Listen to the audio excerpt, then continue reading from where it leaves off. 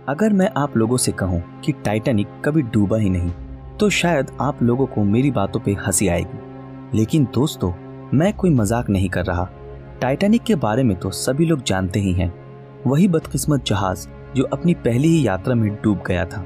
तो अगर मैं आप लोगों को ये बताऊं कि ये टाइटैनिक नहीं था जो डूबा था, बल्कि कोई और जहाज था जो डूब गया था, और इस रहस्य को आज तक हम सबसे छुपाया गया है। इस बात पर शायद आप लोगों को यकीन ना आए, लेकिन आप लोगों से मेरी गुजारिश है कि इस वीडियो को पूरा जरूर देखें और आप खुद ही तय करें कि मैंने आप लोगों को जो भी बताया क्या वो सही है या गलत। दोस्तों, स्वागत है आप सभी का स्पाईपीडिया के एक नए एपिसोड में।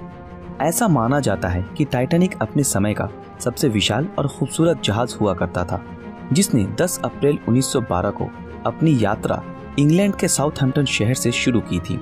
रिसर्च के मुताबिक टाइटैनिक में कुल 2224 यात्री सवार थे और जिसे 17 अप्रैल 1912 को न्यूयॉर्क पहुंचना था। टाइटैनिक को उस समय के सबसे एडवांस टेक्नोलॉजी के कारण कभी न डूबने वाला जहाज माना जाता था। लेकिन अपनी यात्रा के दौरान समुद्र में बर्फ की चट्टान से टकराने के कारण टाइटैनिक का पिछला हिस्सा पूरी तरह क्षतिग्रस्त हो गया था और देखते ही देखते 2 घंटों के अंदर ही ये जहाज 2 हिस्सों में टूटकर इसका अगला हिस्सा पानी में समा गया और धीरे धीरे पूरा का पूरा जहाज समंदर की गहराइयों में समा गया था और अधिकतम पैसेंजर्स और क्रू मेंबर्स ने पानी में डूबकर अपनी जानें गंवाई। ये कहानी तो हम सभी बचपन से सुनते ही आ रहे हैं और इस बात पर हम सभी को 100% यकीन भी है। लेकिन इस कहानी का दूसरा पहलू शायद बहुत ही कम लोगों को पता है। बिल्कुल टाइटैनिक जैसा ही दिखने वाला एक जहाज उस समय हुआ करता था, जिसका नाम था ओलंपिक, और दोनों ही जहाजों को व्हाइट स्टार लाइन कंपनी ने बनाया था। ओलंपिक टाइटैनिक से बस कुछ ही साल पुराना जहाज था और दोनों जहाजों में सामान्य सा अंतर था, जैसे डेक पर सुराखों की संख्या, खिड़कियों की चौड़ाई और उनके बीच की दूरी और कुछ छोटी मोटी चीजें। एक रिसर्च के मुताबिक 20 सितंबर 1911 को अपनी यात्रा के बीच ओलंपिक जहाज की टक्कर नेवी के एक जंगी जहाज से हो गई थी, जिस वजह से दोनों ही जहाज बहुत बुरी तरह से क्षतिग्रस्त हो गए थे। इस हादसे में नेवी के जहाज का निचला और आगे का हिस्सा क्षतिग्रस्त हो चुका था और ओलंपिक का प्रोपेलर पूरी तरह टूट चुका था। बहुत से लोगों के बयान देने के बावजूद भी ओलंपिक को ही इस हादसे का दोषी पाया गया, क्योंकि चश्मदीद गवाहों के मुताबिक ओलंपिक ने तेज गति से आकर नेवी के जहाज को टक्कर मारी थी। बहुत से विवाद के बावजूद भी व्हाइट स्टार लाइन के बीमा कंपनी ने इंश्योरेंस का क्लेम देने से इनकार कर दिया। वहीं दूसरी तरफ ओलंपिक के टूटे प्रोपेलर के मरम्मत के कारण टाइटैनिक के पूरे होने का काम रोक देना पड़ा। इन सब कारणों की वजह से व्हाइट स्टार लाइन कंपनी को भारी आर्थिक नुकसान का सामना करना पड़ा। इस नुकसान से उभरने के लिए कंपनी ने एक सीक्रेट योजना बनाई। कंपनी को अपने नुकसान की भरपाई करने के लिए किसी भी एक जहाज को उसकी यात्रा पर भेजना ही था, चाहे वो टाइटैनिक हो या फिर ओलंपिक। और कंपनी ने जो किया उसे जानकर आपके होश उड़ जाएंगे। व्हाइट स्टार लाइन कंपनी ने ओलंपिक के टूटे प्रोपेलर की मरम्मत करके उसे टाइटैनिक की जगह खड़ा कर दिया और टाइटैनिक को ओलंपिक की जगह मरम्मत के लिए खड़ा कर दिया, ताकि किसी को जरा सा भी शक ना हो। अगर हम देखें तो ये योजना काफी सिंपल थी कि अब टाइटैनिक की जगह ओलंपिक को साउथहैम्पटन से न्यूयॉर्क की यात्रा पर भेजा जा रहा था और इसी बीच ओलंपिक को डुबा दिया जाए, ताकि उन्हें इंश्योरेंस की क्लेम का पैसा मिल सके, जिससे उनकी पिछले नुकसान की भरपाई हो सके।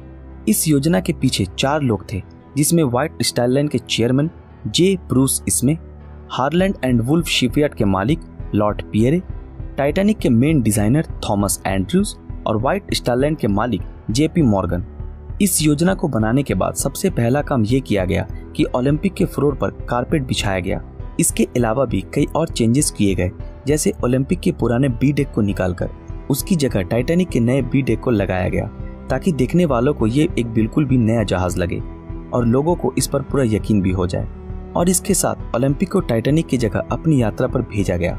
लेकिन क्या ये सब बातें और सबूत काफी हैं इस बात को साबित करने के लिए कि ये टाइटैनिक नहीं बल्कि ओलंपिक जहाज था? इन सब विवादों से पर्दा उठाया और कई सारे सवालों के जवाब हमें रॉबिन गार्डिनर द्वारा लिखी गई किताब Titanic the ship that never sank ने दिया, जो इस बात को दर्शाता था कि डूबने वाला जहाज टाइटैनिक नहीं बल्कि उसके रूप में ओलंपिक था। सबसे पहले जहाज के सी डेक में मौजूद पॉट होल्स पर लोगों का ध्यान गया। जब टाइटैनिक के निर्माण के दौरान उसकी तस्वीरें ली गई थी तो उसमें 14 एक समान पॉट होल्स दिखाई दे रहे थे, लेकिन जब इसने साउथहैम्पटन से अपनी यात्रा शुरू करी तब इस जहाज में 16 असमान पॉट होल्स दिखाई दे रहे थे। सिर्फ यही एक सबूत नहीं है जो कि दोनों जहाज़ों को बदले जाने की सच्चाई को दर्शाता है। इसके अलावा बेलफास्ट में स्थित हारलैंड एंड वुल्फ शिपयार्ड में टाइटैनिक के निर्माण में जुटे वर्करों ने भी कई सालों बाद इस बात को स्वीकार किया कि इन दोनों जहाज़ों की बदली की गई थी।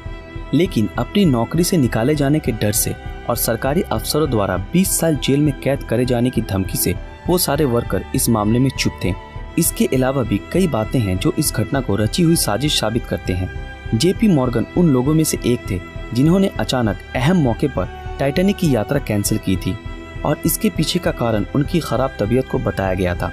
इसी तरह जे ब्रूस इसमे की पत्नी और बच्चों की यात्रा भी अचानक कैंसिल कर दी गई थी। लोगों का ये मानना था कि ऐसा इसलिए किया गया था क्योंकि उन्हें तो पहले से ही पता था कि ये जहाज डूबने वाला था। दोस्तों, क्या सभी घटनाएं इस बात को दर्शाती हैं कि टाइटैनिक कभी डूबा ही नहीं बल्कि उसकी जगह ओलंपिक को जानबूझकर डुबाया गया, या फिर ये सब सिर्फ अनहोनी ही थी?